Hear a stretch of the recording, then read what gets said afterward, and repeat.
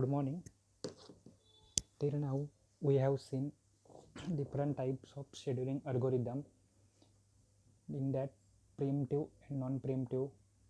Then we have seen scheduling algorithm for FCFS, that is first come first serve. Then priority scheduling, and then round robin.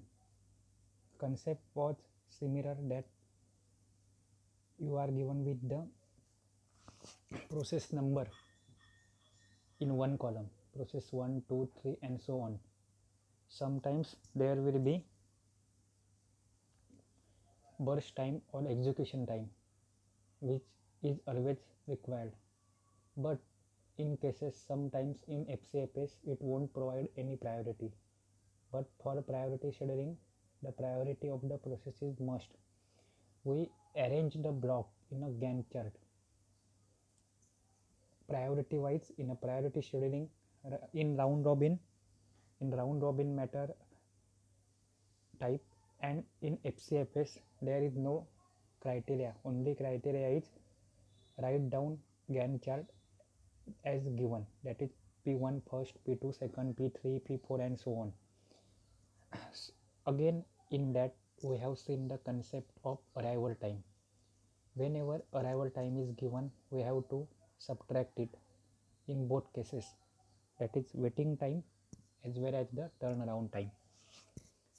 Our target was to find out the average time, but which average time? Average waiting time or average turnaround time. So as per the steps, it was required that you should calculate waiting time or turnaround time for process 1, 2, 3 and so on, and calculate the average. And in case of turnaround time, procedure was same and calculate the average.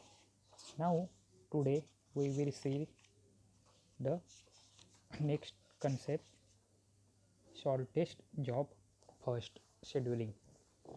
The word or definition says that a scheduling algorithm in which we select the job or a process depending on what.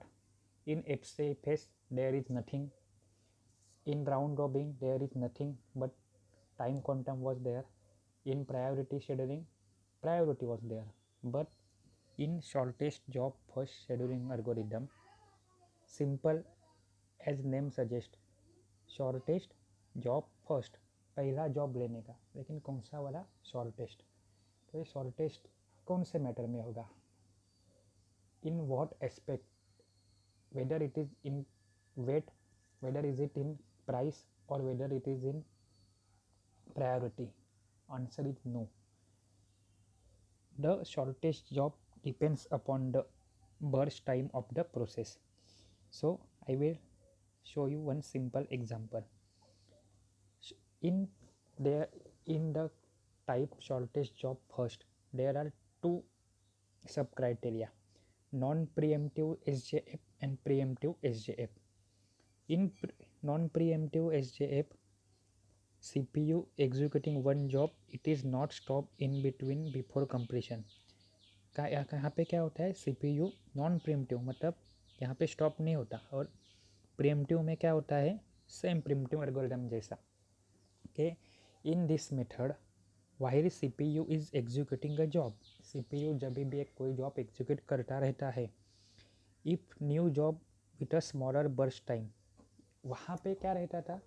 Higher priority process अगर enter होती है तो currently executing process को हम लोग suspend करते थे.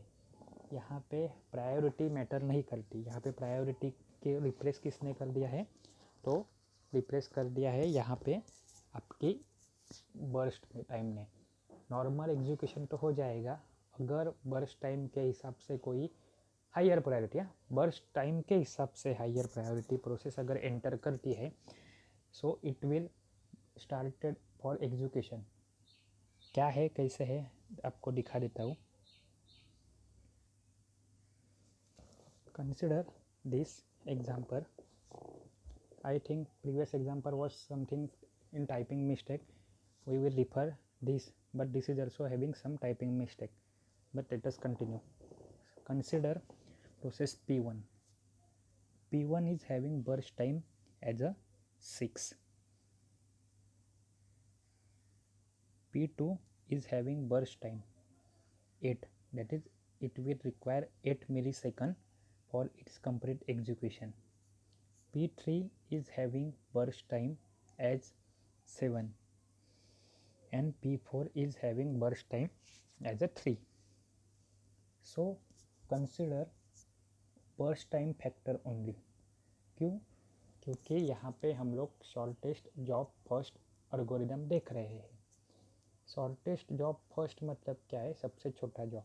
तो ये सब में सबसे छोटा जॉब कौन सा है? देखो P1 है नहीं, P2 no, P3 no, P4 because it requires only 3 millisecond. So in a Gantt chart simply there are 4 processes है, दिख रही है. अपने पास अवेलेबल प्रोसेस कितनी है? 4. कौन सी? P1, P2, P3 and P4. Now we will write down first process as a P4 because it requires only 3 millisecond and it is the shortest process. So P4 will start with a waiting time 0 and total execution time is 3. So now after P4 we have written the 3 at the bottom of the P4 right hand side. It will become the waiting time of a next process. But which is next process? How to find out? We are writing down the Gantt chart with respect to shortest job first criteria. So very first was of a 3 millisecond and after that we can see from the given table it is 6. Which is the process?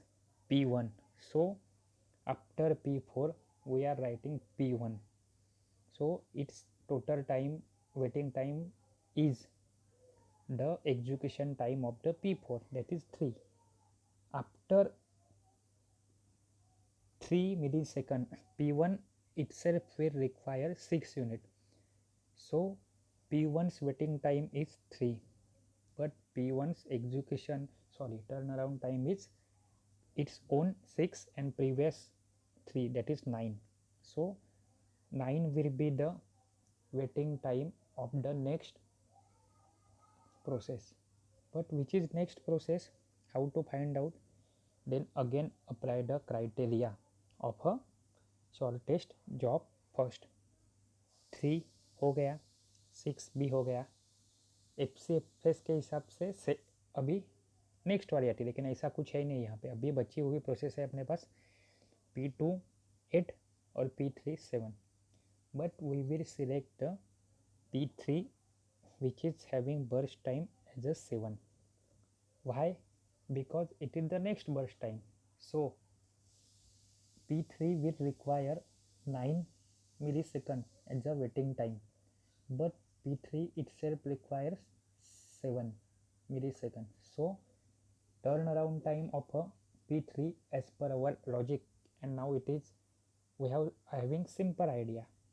So 9 plus 7, that is 16. 16 will be the waiting time for a next process.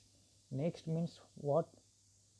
Which is remaining one only, that is the P2, as it is having highest time period, that is 8. So it is placed at the last. So 16 is the waiting time of the P2 and 24. How 24?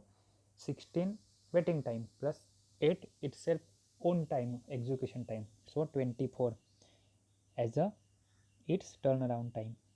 And if we are wrong or right, how to check? In first lecture of the scheduling I have already told. Add the burst time, that is 6 8 7 3. 6 plus 8 14. 14 plus 7 21. 21 plus 3 24. So last process will be terminated at the 24 millisecond. So refer P2's turnaround time Is it 24? Yes. So simple. How to calculate the waiting time? About diagram. यहाँ पे वापस से printing mistake है, लेकिन अपने को क्या करना है, अपना जो लॉजिक है वो हिसाब से ही करना है. वेटिंग टाइम तो वेटिंग टाइम के हिसाब से दिखाओ, टर्न अराउंड टाइम तो टर्न अराउंड टाइम निकालो, then find out its average. How to find out its average? Calculate the individual waiting time, add it and divide by its number. Similar for turnaround time. Okay, again, if the arrival time is given, then we have to perform the calculation according to previous concept, that is you should minus the arrival time.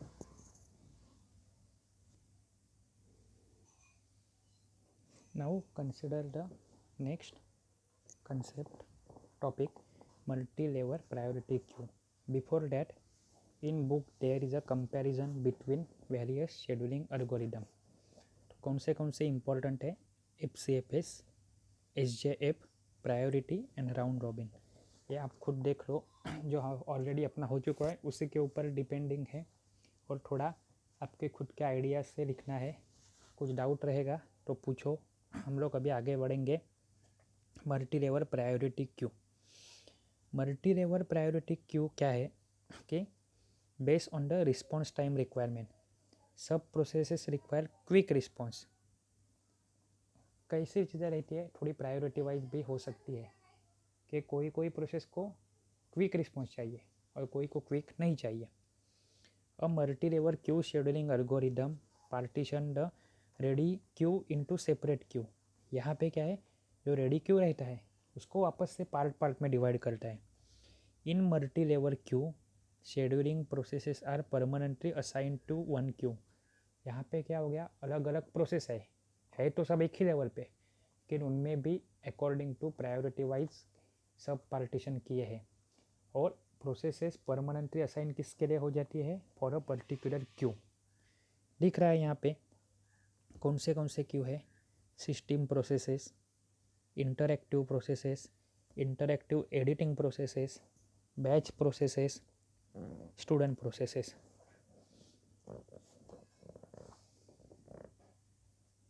In multi-level queue scheduling algorithm, the processes are classified into different group. दिखाया है सामने आपको. The interactive processes are known as the foreground process.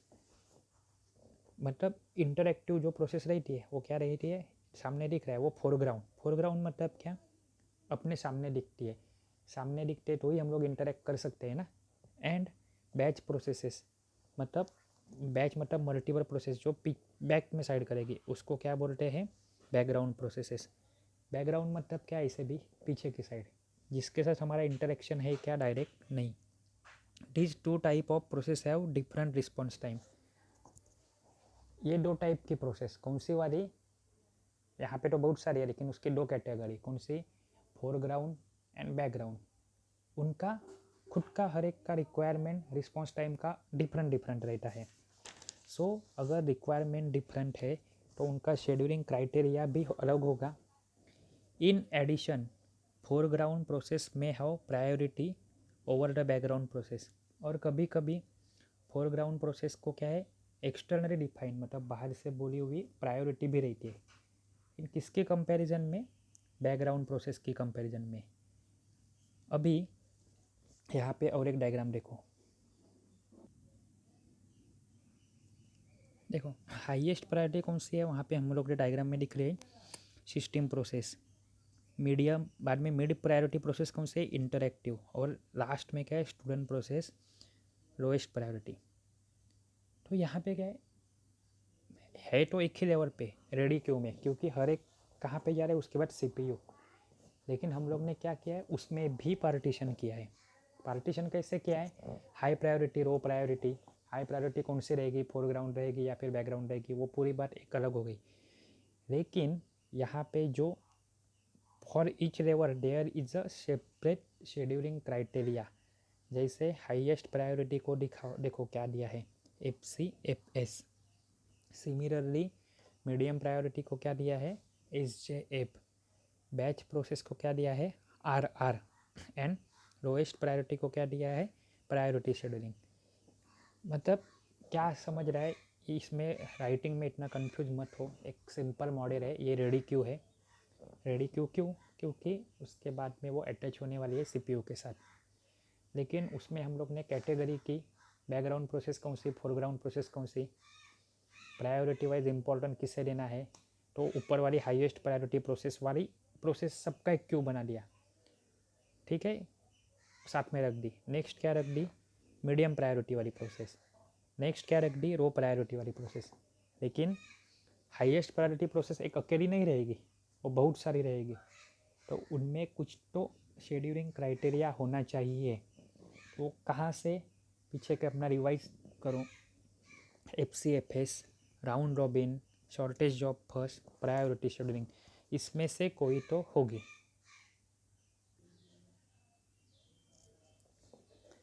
So for instance in a foreground queue, the foreground queue can be 80% of the CPU time. जो foreground process रहती है वो क्या है, CPU का 80% टाइम अलोकेट कर सकती है। अभी ये हो गया 80% CPU का, बट व्हाट अबाउट 20%। तो 20% रहने वाली कौन है, तो बची हुई प्रोसेस। फोरग्राउंड छोड़ के दूसरी कौन सी थी, तो बैकग्राउंड प्रोसेस।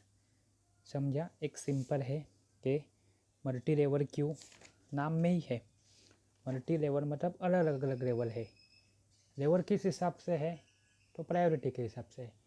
फिर और कैटेगरी क्या है उसकी, फोरग्राउंड प्रोसेस, बैकग्राउंड प्रोसेस।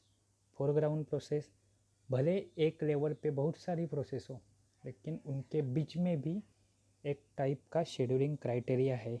जैसे कि ये डायग्राम में बोला है, ये डायग्राम अच्छे से याद रखो कि हाईएस्ट प्रायोरिटी प्रोसेस शायद उसके लिए FCFS हो, मीडियम प्रायोरिटी उसके लिए SJF, बाद में बैच प्रोसेस है, लोएस्ट प्रायोरिटी है। ये सब क्या है, मल्टी लेवल क्यू। उसके बाद इसके जो एडवांटेज और डिसएडवांटेज है उसको ओवरकम करने के लिए और एक टाइप है, multi level feedback queue. Feedback means what, मैं कुछ आपको पढ़ा रहा हूँ, आपको समझाता हूँ, फिर आपको पूछता हूँ इसमें से क्या नहीं समझा वो बोलो। आप अगर डाउट पूछते हो और मैं वापस एक्सप्लेन करता हूँ तो चीज़ें अच्छी होती है। ऐसा कुछ आगे होगा। अभी तक क्या है, प्रोसेस आ रही है, प्रोसेस होके जा रही है, लेकिन फीडबैक क्यू में क्या आएगा, कहीं से तो फीडबैक आएगा, फीडबैक का यूज़ करेंगे, वो हमें नेक्स्ट देखना है। लेकिन अभी के लिए क्या देखते हैं, एडवांटेजेस। तो एडवांटेजेस क्या है कि यहाँ पे प्रोसेस एक ही साथ में एक ही क्यू को असाइन रहती है। सो यहाँ से वहाँ पे जाने का ओवरहेड नहीं आता। बाद में इन ML queue, that is multi level Q, one can apply different scheduling algorithm for different processes. दिख रहा है यहाँ पे एक जगह पे FCFS किया है, एक पे SJF किया है, एक पे राउंड रॉबिन किया है। डिसएडवांटेज क्या है, the process in a row priority में स्टारो मतलब भूखे रहना। कभी कभी क्या होगा कि हाईएस्ट प्रायोरिटी प्रोसेस से एग्जीक्यूट हो रही है। क्यों, लो प्रायोरिटी प्रोसेस को हम लोग ने बाजू में निकाल के रख दिया है।